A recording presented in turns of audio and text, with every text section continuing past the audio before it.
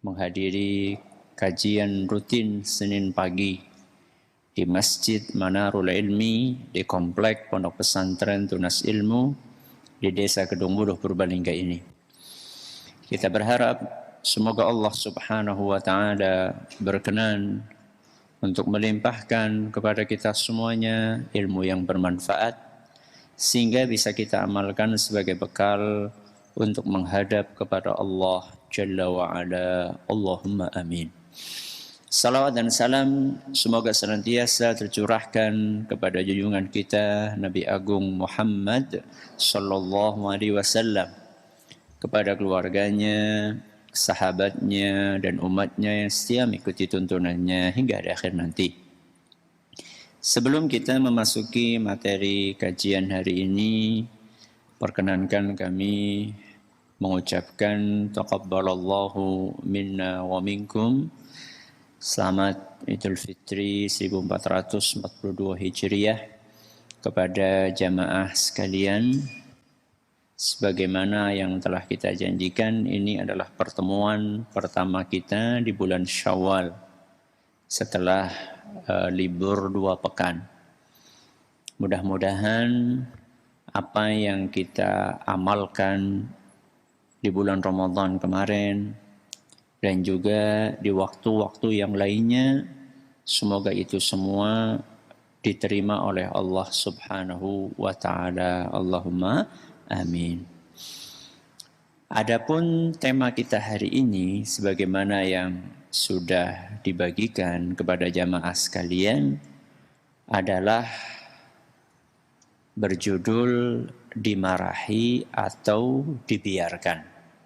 Dimarahi atau dibiarkan. Tema ini membahas tentang sebuah fenomena yang sering dijadikan sebagai polemik perdebatan di antara masyarakat, yaitu mengenai keberadaan anak-anak kecil di masjid saat salat berjamaah atau di majelis taklim. Antara yang pro dengan yang kontra, antara yang mendukung dengan yang melarang. Boleh enggak membawa anak kecil ke masjid? Sebagian mengatakan ya boleh, kalau misalnya anak-anak kita tidak sejak dini kita kenalkan dengan masjid, kita kenalkan dengan sholat, kita kenalkan dengan majelis taklim, nanti bagaimana besarnya? Justru mumpung anak ini masih kecil, mumpung anak ini masih hijau, belum banyak pengaruhnya, harus kita kenalkan dengan tempat-tempat yang mulia, tempat-tempat yang diberkahi, yaitu masjid, majelis taklim, sholat berjamaah. Jadi nggak boleh anak itu dilarang untuk menghadiri sholat 5 waktu ataupun untuk ikut taklim. Ini adalah kubu yang pertama, yaitu yang pro dengan anak kecil. Adapun kubu yang kedua adalah sebaliknya, yaitu orang-orang yang kontra. Alasan mereka nggak setuju membawa anak kecil adalah karena biasanya anak-anak itu, kenapa Bu? Apa biasanya? Ganggu. Ya, biasanya anak-anak kecil itu ganggu. Ganggu apa? Ganggu kekhusyuan. Ganggu konsentrasi. Apalagi seandainya anak itu adalah anak yang aktif, ya, tidak bisa diam.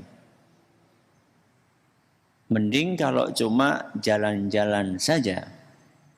Kadang-kadang bukan hanya jalan-jalan, tapi juga nopo?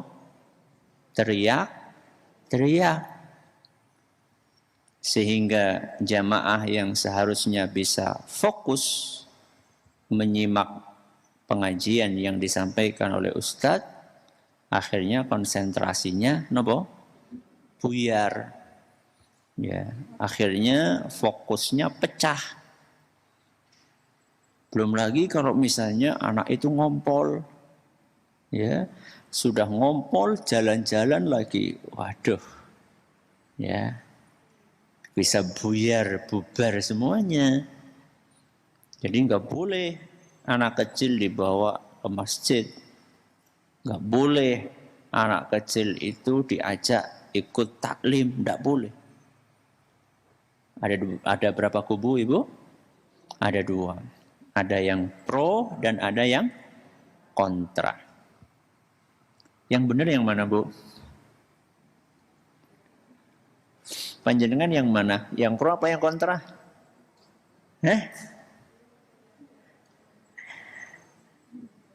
Inilah yang sering kita hadapi di masyarakat kita. Dalam masalah-masalah yang seperti ini, tidak sekaku itu. Ya. Berbeda ketika kita membahas misalnya tentang prinsip-prinsip dasar Islam, tentang tauhid, tentang syirik, tentang sunnah, tentang bid'ah, tentang taat, tentang maksiat. Itu garis perbedaannya jelas. Ada hitam, ada apa? Putih. Dalam akidah itu tidak ada yang namanya warna abu-abu. Ya. Setengah kafir, setengah Islam niku mboten wonten. Ya, adanya kafir dengan apa? Islam. Tapi ini bukan masalah akidah. Ya. Mengenai boleh tidaknya anak dibawa ke masjid atau ke majelis taklim itu bukan perkara prinsip dasar Islam. Sehingga dalam bersikap pun tidak sekaku itu antara hitam dan putih. Antara boleh atau tidak boleh. Tidak hanya seperti itu. Tidak harus jadi ekstrim kanan dan tidak pula jadi ekstrim kiri. Jadi kalau ditanya antara 2 kubu itu yang benar yang mana? Yang benar yang di tengah-tengah. Tidak ekstrim kanan dan tidak ekstrim kiri. Yang benar adalah yang di tengah-tengah. Nah, yang di tengah-tengah itu yang bagaimana? Ini yang akan kita bahas pada kesempatan kali ini. Ketika kita mengambil salah satu kubu atau sikap dari 2 kubu ekstrim tadi, itu pasti akan ada akibat buruknya. Kalau kita tidak mau ngambil sikap pertengahan, yang memang itu ciri khasnya umat Islam, wa kadzalika ja'alnakum ummatan wasata.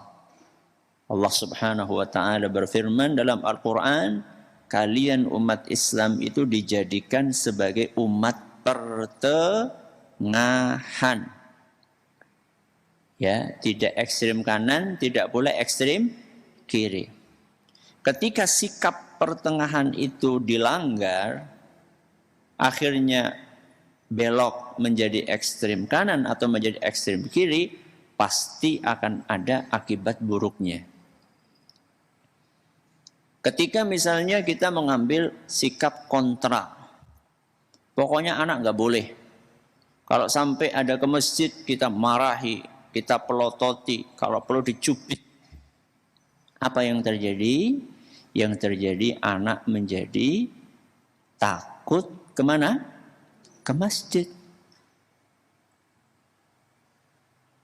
Yang terbetik di benak dia, kalau dengar kata masjid, apa yang terbersit di benak dia? Domeih. Ya. Akan dimarahi, akan dicubit, akan dibentak, akan dipelototi. Jadi yang terbentuk di pandangan dia, begitu dengar kata masjid ini tempat yang nggak enak. Ya. Sudah kayak gitu memang tempatnya memang betul-betul nggak enak. Kotor. Kalau ke kamar mandi, kenapa Bu? Baunya ngeri-ngeri, sedap, ya. Sumuk, ya, kumuh. Sudah kayak gitu, dimarahi pula. Akhirnya anak menjadi malas ke masjid.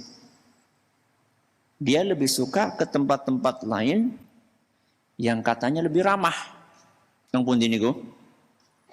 Kemana Bu? Mall. Ya.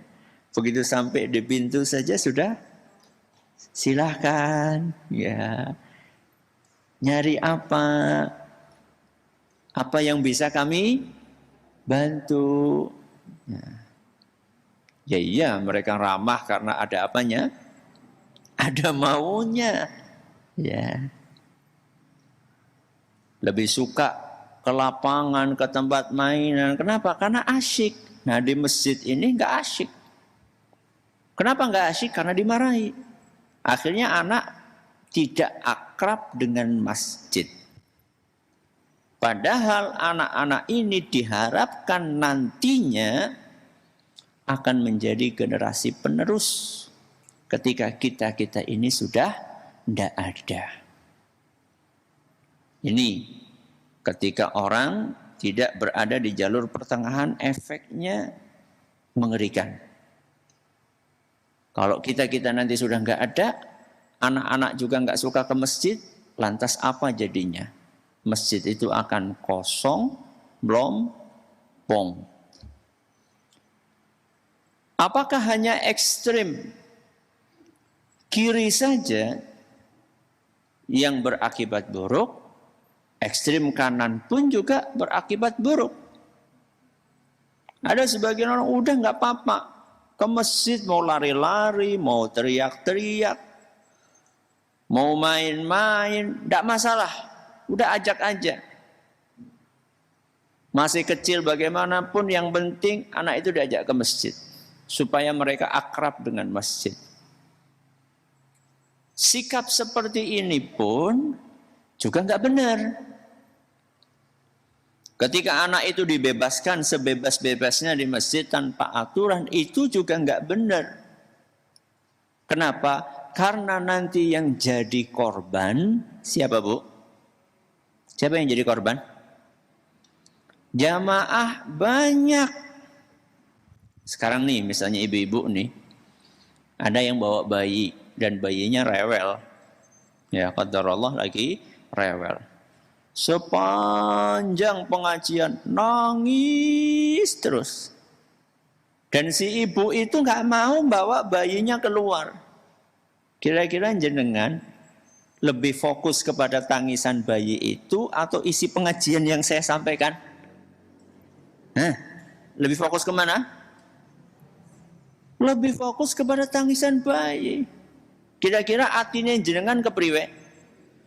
Ibu ini jen ora paham temen, bukti kau metu apa kepriwe?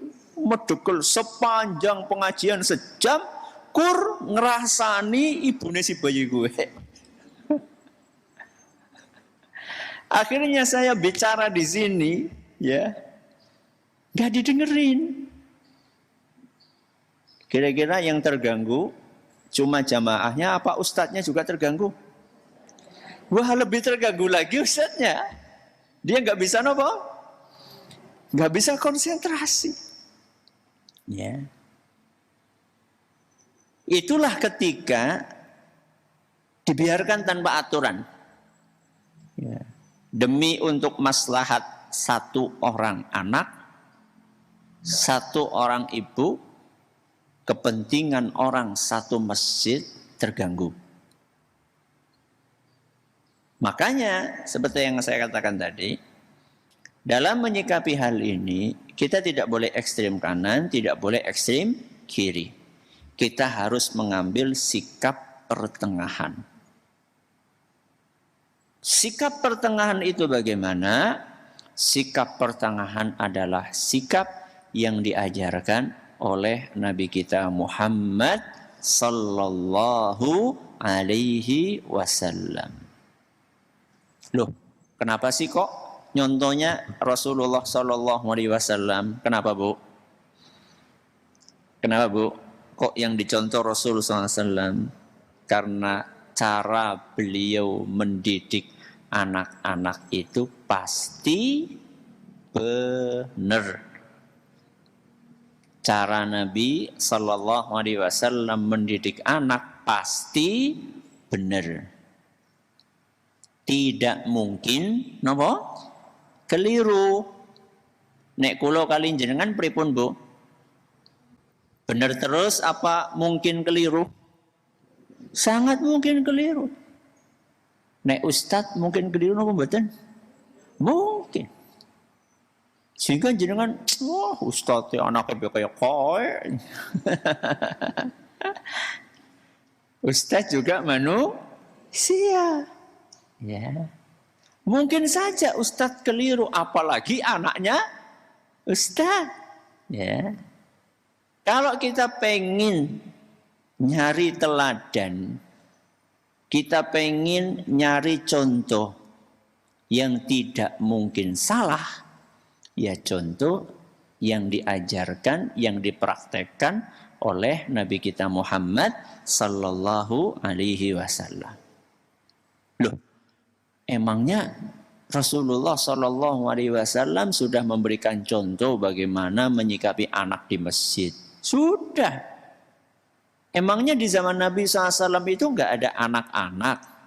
Wonten apa mboten? Wonten.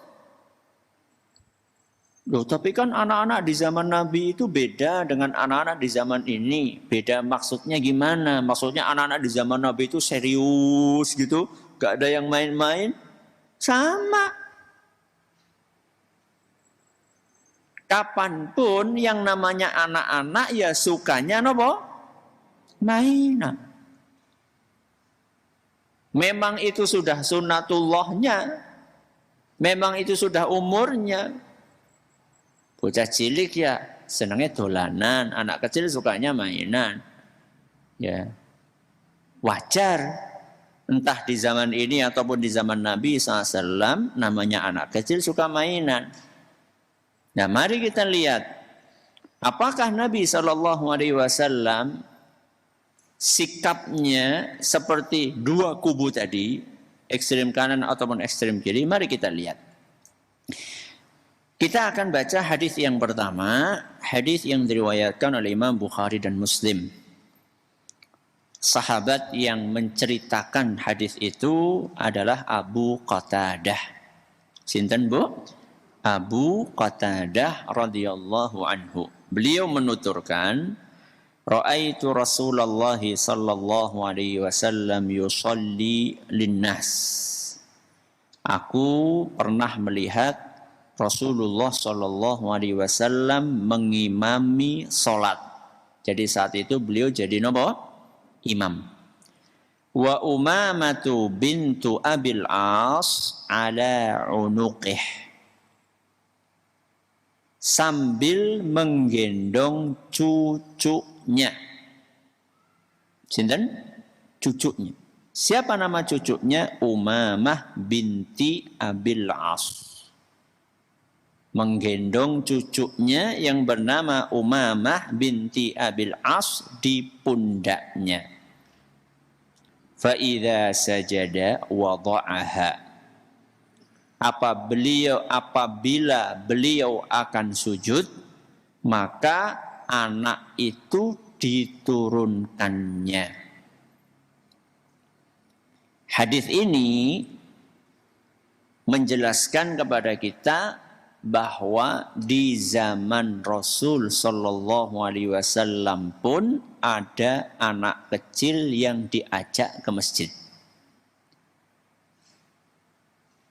Ini riwayat ini meluruskan pemahaman sebagian orang yang melarang mutlak anak kecil ke masjid.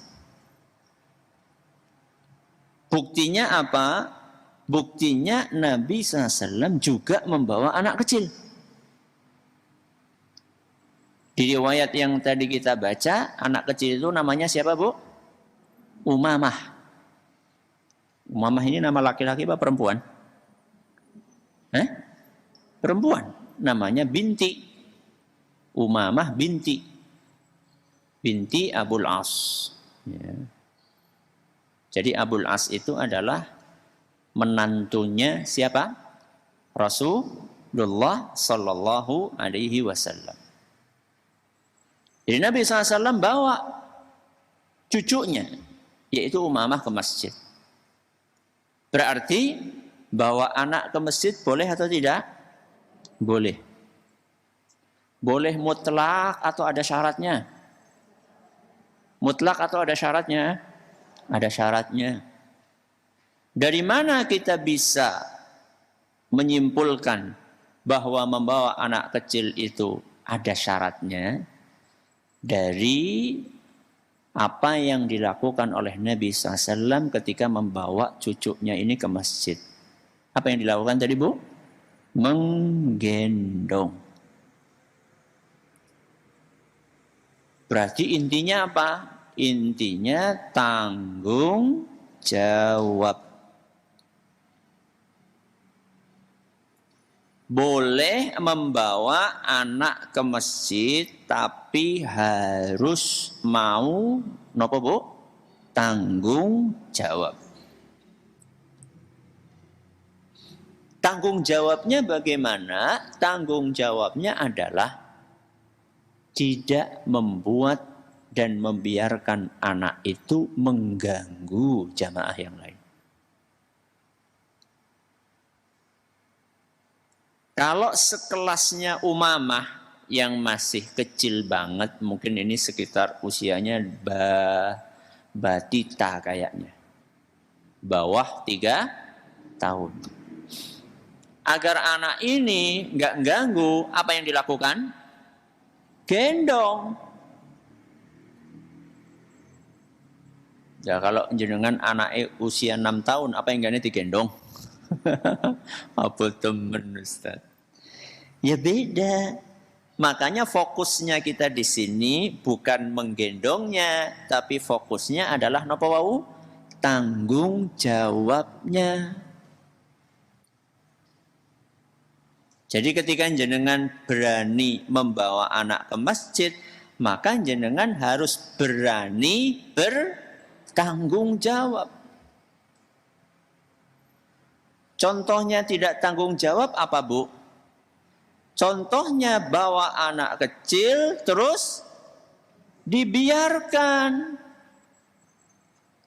Ada enggak, Bu, orang yang seperti itu? Ada enggak? Banyak. Bawa anak kecil, aku pengen khusyuk tarawih. Ya. Akhirnya dia naik ke masjid, ya, kemudian berada di soft paling depan sendiri. Bawa anak. Anaknya di mana? Kelalen. Gak tahu anaknya di mana. Wah, ternyata anaknya itu bal-balan nang sok mburi dewek. Main bola sama teman-temannya di belakang. Lu mana tanggung jawabnya? Gak boleh seperti itu. Ya. Berani berbuat, berani bertanggung jawab. Kalau memang seumurannya Umamah yang belum bisa diomongi, ya digendong. Ya.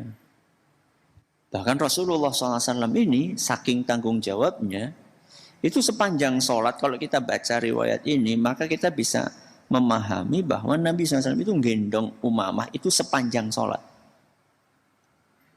Buktinya sepanjang sholat apa? Begitu akan sujud ditaruh, begitu akan beri diangkat lagi. Berarti kan sepanjang sholat. Ya. Bukan hanya rakaat pertama saja, bukan hanya rakaat kedua saja. Tapi sepanjang sholat betul-betul Nabi tanggung jawab. Enggak kemudian rakaat pertama digendong, rakaat kedua dibiarkan kemana-mana. berangkang kemana-mana, ngompol, ya akhirnya sajadah satu masjid kena ngompolnya. Enggak seperti itu. Loh gimana Ustaz? Wong lagi sholat kok gendong, naroh, gendong, naroh. Itu sudah berapa? Sudah berapa nopo? Sudah berapa gerakan? Gendong betul? Kan gendong nih, Allahu Akbar gendong. Setelah itu kemudian kalau misalnya cuma 2 rakaat aja lah, katakanlah misalnya cuma sholat subuh, sudah berapa gerakan? Naroh rakaat pertama. Mau ini bangkit, gendong lagi, naroh lagi. Sudah berapa gerakan? Katanya kalau lagi sholat itu gerakannya lebih dari berapa? 3 kali batal. Berarti sholatnya batal. Jawabannya enggak. Masa ada di antara jenengan yang berani mengatakan sholatnya Rasulullah Sallallahu Alaihi Wasallam nopo batal? Rasulullah SAW itu orang yang paling paham tentang aturan sholat. Kalau itu dilakukan oleh Nabi SAW berarti itu tidak membatalkan. Nah terus gerakan-gerakan selain gerakan sholat seperti tadi itu ngangkat, naroh, itu adalah gerakan yang diperlukan. Gerakan yang dibutuhkan. Yang tidak boleh di dalam sholat adalah melakukan gerakan-gerakan yang tidak diperlukan. Contohnya apa Bu? Gerakan yang tidak diperlukan. Contohnya apa? Ya kalau misalnya bapak-bapak karo sholat, karo dandani apa? Dandani benih, buka tutup, ya. Terus sambil sholat, karo ndeleng apa? Jam, ya. Sambil sholat rambutnya berantakan ngambil sisir terus apa jungkatan ya. HP ada di saku tahu-tahu tret atau ting atau ada bunyi SMS masuk diambil dilihat ke WA-nya siapa. Itu gerakan yang tidak diperlukan, itu nggak boleh. Tapi kalau apa yang dilakukan oleh Nabi SAW tadi, ngambil naroh, itu adalah gerakan yang diperlukan sehingga tidak masalah, tidak membatalkan sholat. Termasuk Bu, Mak, ketika anak itu sudah balita, kalau tadi kan batita ya, anak itu sudah balita, bawah 5 tahun, dia sudah bisa berdiri sendiri. Sudah mulai bisa diomongi. Sudah mulai bisa diomongi. Maka kita suruh sholat itu di samping kita. Sholatnya di samping kita. Sebelum sholat kita sudah bilangin, nak, nanti sholatnya yang bagus ya.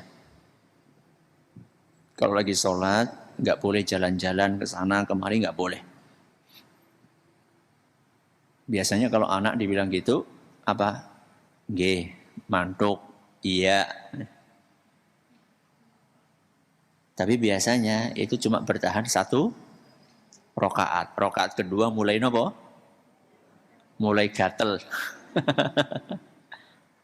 Sudah ada gelagat, pengen pergi, maka jenengan sebagai orang tua diperbolehkan melakukan gerakan.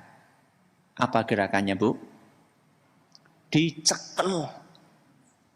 Pegang anak itu. Tidak apa-apa. Nah, lagi sholat kayak gini, tahu-tahu sudah ada gelagat tuh. Itu bocah kok usrak. Ya, mulai tengok-tengok, sudah mulai geser-geser. Pegang, tek. Tidak apa-apa. Ya, sampai tenang kembali, lepas. Lah Ustadz, kalau kita ini lagi sujud, bocahnya ucul. Ujulnya kapan? Pas lagi sujud. Kalau tadi kan masih berdiri nih, kita masih bisa masih bisa merasakan gelagat anak yang mau pergi. Loh, lagi sujud gimana mau nyekelik? Ya, tahu-tahu anak itu lari. Nah, disinilah peran yang kedua. Kalau tadi tanggung jawab, yang kedua adalah kesabaran. Ya, itu kuncinya. Kunci yang pertama tadi tanggung jawab, kunci yang kedua apa? Kesabaran. Kenapa diperlukan kesabaran? Karena sedisiplin apapun kita untuk ngajari anak, yo tetap saja ada saatnya anak lepas kontrol. Walaupun kita dari rumah sudah mewanti-wanti anak kita, nak kamu boleh ikut ke masjid, syaratnya kamu sholatnya yang baik. Gak boleh jalan-jalan, gak boleh teriak-teriak. Iya, berangkat ke masjid. Sebelum sholat diingat lagi, nak sholatnya yang baik. Gak boleh lari-lari, gak boleh teriak-teriak. Iya. Tetap saja suatu saat anak itu akan lepas. Apakah lepas kontrol juga terjadi di zaman Nabi SAW? Iya, terjadi. Mari kita lihat kisahnya. Hadis riwayat Imam An-Nasa'i dan dinilai sahih oleh Imam Al-Hakim. Hadis ini dikisahkan oleh sahabat Nabi yang bernama Shaddad. Sinten namanya, Bu? Shaddad radhiyallahu anhu. Beliau menceritakan di suatu sholat isya. Ya, ini berarti kisahnya sedang malam hari ketika sholat apa? Isya. Rasulullah SAW datang sambil membawa Hasan atau Husain. Sinten, Bu? Sinten? Cucu Nabi SAW. Beliau maju ke pengimaman dan meletakkan cucunya lalu bertakbiratul ihram. Ya, nampaknya Hasan dan Husain ini sudah tidak seperti Umamah, mungkin sudah agak besar lagi, sehingga oleh Nabi SAW tidak digendong. Nabi SAW meletakkan Hasan di sampingnya. Ya. Kemudian di tengah sholat beliau sujud lama sekali. Biasanya nggak lama, ini kok lama banget. Karena penasaran, maka Shaddad mengangkat kepalanya untuk mencari tahu. Lagi sujud terus ngelongok, ya, ngelihat kenapa gitu teman. Ternyata sang cucu naik ke pundak Rasul SAW saat beliau sedang sujud. Oh, ini tuh ternyata Hasan atau Husain lagi main mobil-mobilan, ya, naik pundaknya siapa? Rasul Shallallahu Alaihi Wasallam. Nah, begitu ngelihat apa yang terjadi, Shaddad yang tadi ngelongok itu terus sujud lagi. Ya, sujud lagi. Setelah sholat, jamaah bertanya, wahai Rasul, tadi engkau sujud lama sekali. Kami sampai ngira ada kejadian buruk atau ada wahyu yang turun padamu. Jadi para sahabat itu ternyata yang penasaran itu enggak cuma Shaddad, cuman yang angkat kepala tadi siapa? Shaddad. Yang lainnya sebenarnya juga penasaran. Sampai-sampai setelah sholat ya, ada yang nanya, kami itu sampai berprasangka buruk di sini kata para ulama yang menjabarkan, mensyarah hadis ini, sampai kami mengira, wahai Rasul, kamu itu meninggal. Jadi prasangka buruk itu adalah mereka mengkhawatirkan jangan-jangan Rasul SAW meninggal ketika sedang sujud. Berarti kira-kira lama atau lama banget? Lama banget. Wong sampai para sahabat berpikir Rasul SAW meninggal atau pingsan minimal. Atau mungkin lama karena dapat wahyu dari Allah saat lagi sujud. Berarti kan Nabi itu lama ditumpaki oleh siapa? Oleh Hasan atau Husain. Begitu mendengar pertanyaan seperti itu, maka Nabi SAW menjawab, kullu dzalika lam yakun. Bukan itu yang terjadi. Bukan itu yang terjadi. Aku tadi bukan sedang dapat wahyu, aku juga tadi enggak pingsan, aku tadi juga alhamdulillah tidak meninggal. Lah terus kenapa wahai Nabi? Walakin nabni irtahalani. Akan tetapi tadi cucuku menjadikan punggungku sebagai tunggangan. Jadi Hasan atau Husain itu lagi kuda-kudaan. Seakan-akan Hasan dan Husain itu lagi naik tunggangan, tapi yang dijadikan tunggangan itu sinten? Rasulullah sallallahu alaihi wasallam. Fakarihtu an u'ajjilahu hatta yaqdiya hajatahu. Aku tidak ingin memutus kesenangan cucuku sampai dia puas ben marem. Allahu Akbar. Siapa di antara kita yang sesabar Rasulullah SAW? Ini bukan lagi di luar sholat loh. Ini lagi nopo? Sholat. Kita saja, Pak Bu, para pendengar, para pemirsa. Kalau lagi di luar sholat, kemudian anak kita naik di pundak kita, 5 menit saja Bu. Pripun Bu? Mudun, jadi rapot apa? Ini kita di luar sholat loh. Nabi SAW melihat bagaimana dalam sholatnya, sabar banget. Ya, Nabi SAW bisa nggak bangkit Bu? Hasan atau Husain lagi naik di atas pundaknya, pas sujud terus Nabi maksain bangkit, bisa atau tidak? Bisa atau tidak? Bisa. Tapi Nabi SAW tidak ingin memutus kesenangan cucunya itu, supaya puas. Ya. Kalau sudah puas turun sendiri. Jadi Nabi SAW nungguin sampai cucunya ini marem, puas bermain. Setelah itu baru kemudian beliau duduk atau bangkit dari sujud. Inilah yang saya katakan tadi, kesabaran. Jadi kalau misalnya panjenengan Bu atau Bapak melihat ada orang tua bawa anaknya ke masjid. Dan kita tahu orang tua ini tanggung jawab. Orang tua ini tanggung jawab. Dan kita tahu persis orang tua ini anaknya sebelum berangkat diingatkan, mau sholat diingatkan.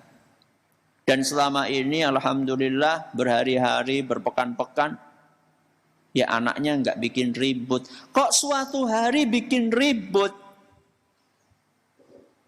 30 hari nggak pernah bikin ribut, sehari bikin ribut. Maka yang harus dikedepankan saat itu adalah kesabaran. Toleransi. Ya. Bagaimanapun juga itu anak tetap anak kecil. Ya. Sedisiplin apapun, semaksimal apapun kita ngomongi anak itu, tetap dia anak kecil.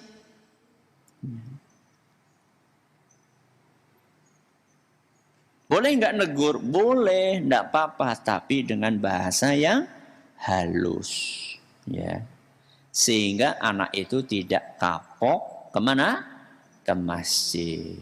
Ya, ini adalah sikap yang tepat untuk menyikapi anak-anak yang dibawa ke masjid atau dibawa hadir di majelis taklim. Kuncinya satu, harus tanggung jawab. Yang kedua, harus sabar. Mudah-mudahan kita bisa mempraktekkan itu.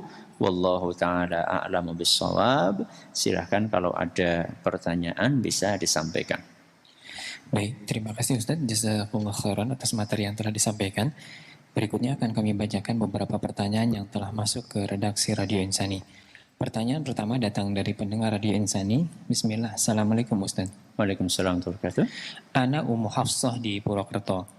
Ustadz mau tanya, kalau menggendong anak ketika sholat, si anak menggunakan pampers, bagaimana hukumnya jika pampers itu misalkan sudah ada air kencingnya Ustadz? Jazakallah khair. Kalau seandainya seperti yang tadi ditanyakan, di pampers itu sudah ada air pipisnya, selama itu tidak bocor, tidak apa-apa insya Allah. Selama itu tidak bocor, tidak apa-apa. Para ulama fikih mereka dahulu menjelaskan, ya, dikiaskan dengan orang yang maaf, nggak bisa ke kamar mandi, orang lagi sakit, nggak bisa kamar mandi, akhirnya dipasang kateter. Dipasang apa? Kateter, selang kecil, maaf, yang dimasukkan ke kemaluan. Sehingga pipisnya itu akan mengalir dengan sendirinya kemana? Ke kantong. Ya, kantong yang didesain untuk menjadi wadah dari air seni. Ya, para ulama menjelaskan bahwa sholat orang yang kondisinya seperti itu sah walaupun dia membawa sesuatu yang najis. Kenapa? Karena itu kondisinya kondisi memang darurat. Kemudian air seninya itu tidak kemana-mana. Ya, tidak kemana-mana. Maksudnya ya tetap terjaga di dalam wadah itu. Nah, ini dianalogikan dengan pampers. Dianalogikan dengan pampers. Pipisnya tidak bocor. Ya tetap berada di dalam pampers tadi. Juga tidak ngerembes ya ke mukena dari ibunya. Itu tidak apa-apa. Kecuali kalau misalnya ternyata popoknya itu sudah penuh. Ya, karena belum diganti sudah 10 jam belum diganti, akhirnya wis mondol-mondol. Ya. Akhirnya begitu digendong, tertekan, terus apa? Rembes. Ya, itu lain. Ini beda kasus. Tapi tentunya akan lebih baik lagi untuk antisipasi ya tetap walaupun pakai popok, sebelum berangkat ke masjid, anak itu diajak untuk pipis dulu. Ya. Karena khawatirnya anak itu, satu anak dengan anak yang lain, volume air seninya kan beda-beda. Ada yang sekali pipis banyak, ya, ada yang sedikit. Atau anak itu baru minum banyak, akhirnya sering pipis. Ya, dikhawatirkan nanti walaupun kosongan ketika dipakai, dia belum pipis, pas sholat pipis dan volumenya banyak, akhirnya rembes, kan khawatirnya seperti itu. Maka tetap lebih baik, walaupun anak itu dipakein pampers, sebelum sholatnya anak itu diajak untuk pipis terlebih dahulu. Wallahu a'lam bishawab. Ya. Baik, terima kasih Ustaz. Jazakumullah khairan. Pertanyaan berikutnya, Assalamualaikum Ustaz. Waalaikumsalam warahmatullahi wabarakatuh. Apabila sholat dalam kondisi menjadi makmum, kemudian membawa anak, dan ketika sujud, anak itu naik ke punggung. Bagaimana sikapnya apabila imam sudah berdiri Ustaz? Ya, kalau imam sudah berdiri, itu kan lain masalah ya. Sekarang kalau kita jadi makmum, kita kan harus mengikuti siapa? Harus mengikuti imam. Kalau imam sudah berdiri, maka yang kita lakukan adalah anak itu dijagani. Anak itu kita pegangi dengan tangan kita sambil kita bangkit. Apa fungsinya? Supaya anak itu tidak ngeblak. Ngeblak itu jatuh ke belakang, kan bahaya. Ya, posisi anak sedang naik di atas pundak kita, tahu-tahu kita langsung bangkit, anak nggak pegangan, bisa-bisa nanti jatuh anak dan posisi bagian belakang sini terkena lantai dan itu berbahaya. Ya, karena posisi bagian belakang sini ya itu sangat vital Ya, kalau terjadi benturan itu berbahaya sekali. Maka yang bisa dilakukan ketika Anda jadi makmum, kemudian imamnya sudah terlanjur bangkit, Anda bangkit sambil Anda pegangi anak Anda supaya anak itu tidak jatuh dan tidak membahayakan organ vitalnya. Wallahu a'lam bishawab. Ya. Baik, terima kasih Ustadz. Jazakallahu khairan atas jawabannya. Pertanyaan berikutnya Ustadz, bagaimana apabila kondisi di masjid itu banyak anak-anak yang mereka tidak ada orang tuanya Ustadz? Ya. Untuk menghadapinya bagaimana? Bagaimana kalau misalnya ternyata orang tuanya nggak ke masjid? Anak-anaknya pada ke masjid tapi orang tuanya nggak ke masjid. Dan ini banyak terjadi di masyarakat. Kalau tadi kan kita membahas orang tua harus tanggung jawab dong. Kalau dia bawa anak ya anaknya suruh sholat samping dia. Nah sekarang orang tuanya boro-boro mau tanggung jawab loh. Orang tuanya saja nggak ke masjid. Maka apa yang mesti kita lakukan? Yang mesti kita lakukan kita yang dewasa, yang punya kesadaran untuk berangkat ke masjid, kita harus peduli dengan anak-anak itu. Walaupun mereka bukan anak kita. Kenapa kita harus peduli? Karena mereka adalah aset yang sangat mahal. Jadi kalau kita melihat ada anak-anak pada berangkat ke masjid, walaupun orang tuanya nggak ke masjid, itu adalah aset yang sangat mahal. Mereka lah yang akan melanjutkan estafet perjuangan untuk menghidupkan masjid. Bagaimana wujud kepedulian kita?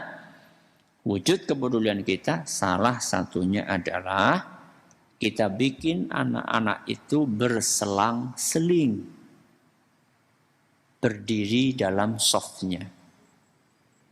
Dewasa, anak, dewasa, anak, dewasa, anak. Kenapa demikian? Untuk meminimalisir kemungkinan anak itu bercanda atau bermain. Anak itu bercanda atau bermain biasanya itu karena di sampingnya seusia dengan dia. Akhirnya pitek-pitekan, ya, injek-injekan, tarik-tarikan sarung, ya.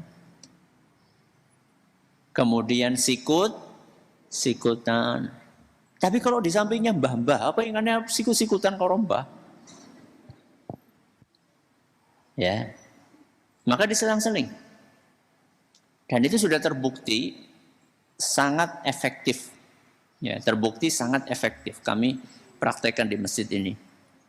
Jadi kami tidak mengambil opsi anak-anak dijadikan satu, enggak. Ya, ada sebagian masjid mengambil opsi seluruh anak kecil dijadikan satu soft di belakang semua.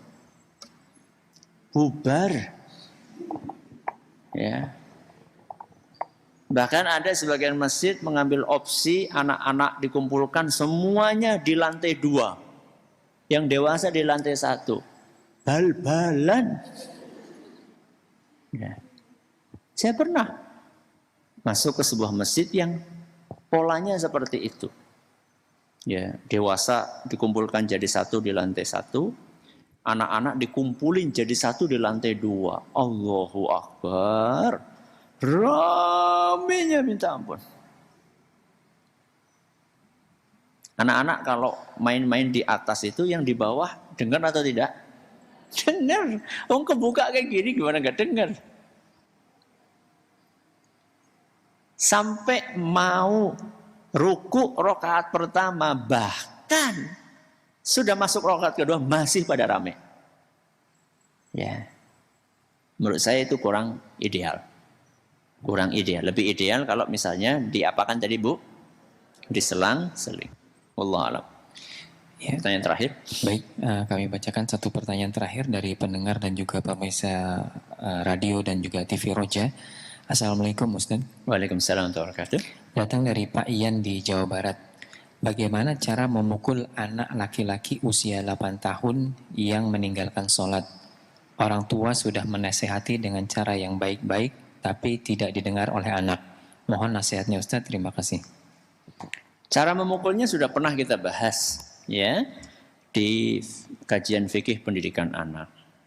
Coba nanti saudara penanya searching ya, nyari temanya memukul anak ya, memukul anak, kemudian masukkan nama saya di YouTube ada, di Ufit ada ya, masukkan nama saya, kemudian judul pengajiannya adalah memukul anak. Di situ saya jelaskan aturannya sehingga saya itu sampai beberapa seri, kalau nggak salah sampai 3 atau 4 seri. Aturan memukulnya bagaimana, dalilnya apa, kapan boleh, kapan tidak. Jadi salah satu yang saya sampaikan di situ adalah pukulannya tidak boleh keras. Tidak boleh nopo? Keras. Ya. Kalau menggunakan alat, maka alat itu bukan alat yang membuat anak itu menjadi memar atau kulitnya jadi merah atau hitam, enggak. Sehingga pukulan itu adalah pukulan yang tidak meninggalkan bekas. Ya. Loh, enggak marem dong. Yo, memang tujuannya bukan untuk memaremkan diri. Enggak puas dong. Memang tujuannya bukan untuk memuaskan. Memukul anak ketika anak enggak sholat tujuannya bukan untuk memuaskan keinginan kita. Bukan. Tujuannya adalah untuk mendidik. Sehingga kalau pukulan mendidik itu jelas berbeda dengan pukulan yang tujuannya ingin menyakiti, berbeda, ya. Sehingga itu yang diajarkan oleh para ulama kita berdasarkan dalil-dalil yang ada. Kemudian nggak boleh mukulnya di bagian apa? Kepala, bagian muka nggak boleh. Ya nempeleng itu nggak boleh. Ya. Kemudian juga nggak boleh lebih dari 10 kali, seingat saya. Nggak boleh lebih dari 10 kali. Dan kalaupun akan lebih dari sekali, maka nggak boleh di satu tempat. Ya, pindah-pindah tempatnya supaya tidak membahayakan fisik anak. Dan beberapa aturan-aturan yang lainnya. Itu pun setelah nasihat kurang ngefek. Ya, setelah nasihat cara ini nggak ngefek, baru kemudian mengambil jalur pukulan, sehingga memukul itu merupakan alternatif terakhir. Mudah-mudahan bermanfaat. Terima kasih atas perhatiannya. Menurut segala kurangannya, kita akhiri dengan doa kafaratul majlis. Subhanakallahumma bihamdika asyhadu an la ilaha illa anta astaghfiruka wa atubu ilaik. Wassalamualaikum warahmatullahi wabarakatuh.